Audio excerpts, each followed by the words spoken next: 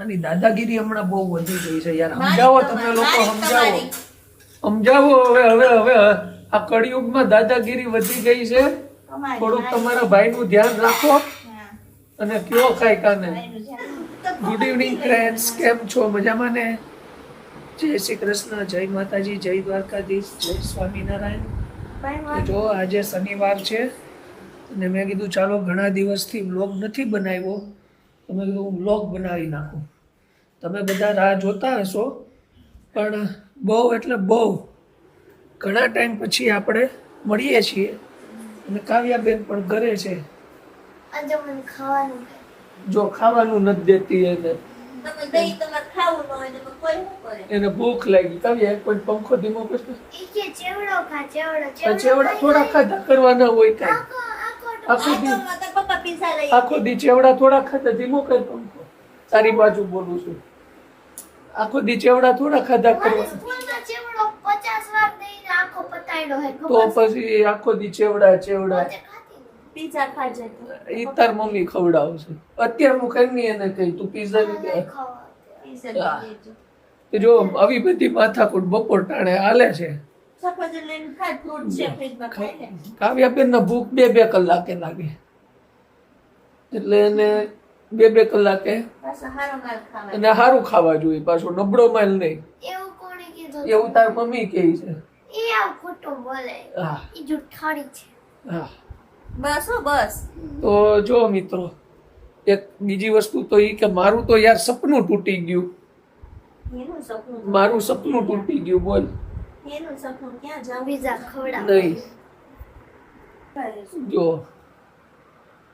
આ ઊભી થઈ કઈ હુવાનું હોય 4-5 વાગ્યા પણ હવે 5 વાગ્યા મારી ઘડિયાળમાં 5 વાગ્યા.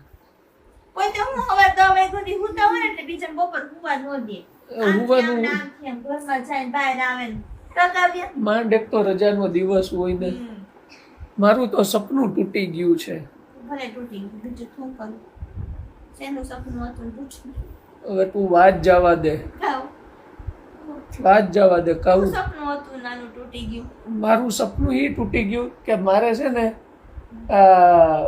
શ્રાવણ મહિનામાં છે ને નવા મકાને રહેવા જવાનો વિચાર હતો.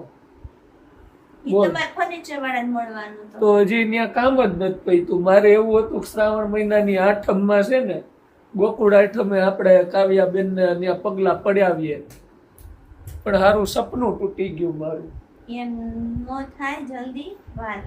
કુંભ મેં કીધું પધરાવી દઈ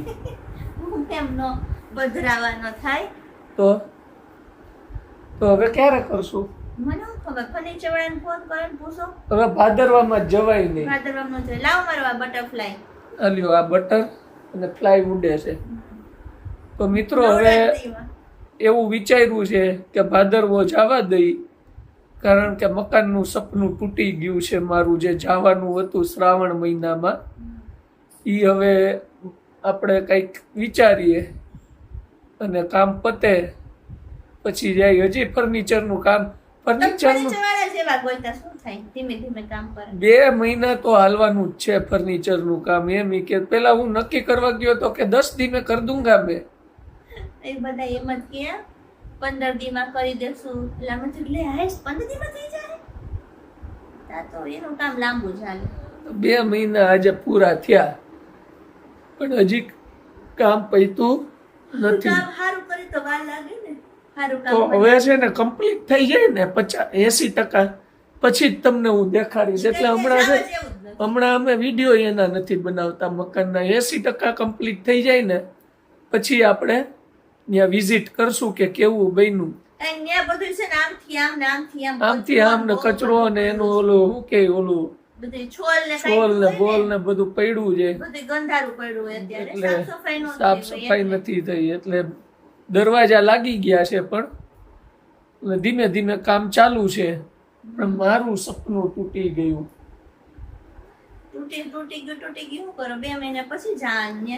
હવે સપનાના વાવેતર પેલા જૂના હતા ત્યારે જોતા હમ 5 ને સપનાના વાવેતર ને અને ચાલો હવે મિત્રો આગળ વધીએ એ પહેલા જો દાદા પણ ઉઠી ગયા છે. જેણે ચેનલનો સબસ્ક્રાઇબ કરી હોય તે ફટાફટ સબસ્ક્રાઇબ કરી નાખજો. અને હવે તું શું કરવાનું છે? હુઈ જાવું છે. ઓર કરવા હુઈ જાવું છે મારે. નહીં હો ભાઈ, હુવા બુવા નથી. હું તો હુઈશ. નહીં, આજે નહીં હુવા દઉં. રોજ 5 કલાક હુવે, આજ નહીં હુવા દઉં. તમે કોઈ તો હુઈ લીધું એટલે. નહીં, તું 10 ચા વાગ્યા બનાવી. સુધી ચા નહીં બને.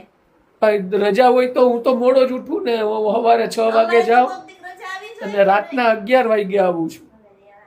કાલ 11 વાગે આવ્યો છેલ્લા અઠવાડિયાથી. ઇવેન્ટમાં ગયા હતા, બહાર મસ્ત હોટલમાં, 5 સ્ટાર હોટલમાં જમીને આવ્યા. એ તો પાર્ટી હતી તો પછી તો મોડું આવ્યું એવું ન કહેવાય. એટલે- મજા કરવા ગયો તો એમ કહેવાય. એટલે 11 વાગે છે. પણ હવે તું છે ને ફર્સ્ટ ક્લાસ ચા બનાવી દે. હવે જોશું, વિચારશું. વિચારશું નહીં, તું ચાલુ જ કર દે. વિચારશું, બનાવે અને માલપુઆ બનાવ્યા છે. લેવા જાવું છે. તો આવું છે મિત્રો. તો વરસાદ કેવો છે તમારા ગામમાં ઈ કેજો ને. આજે તો ધબધબાટી બોલાવી દીધી તે વરસાદે નવસારીમાં.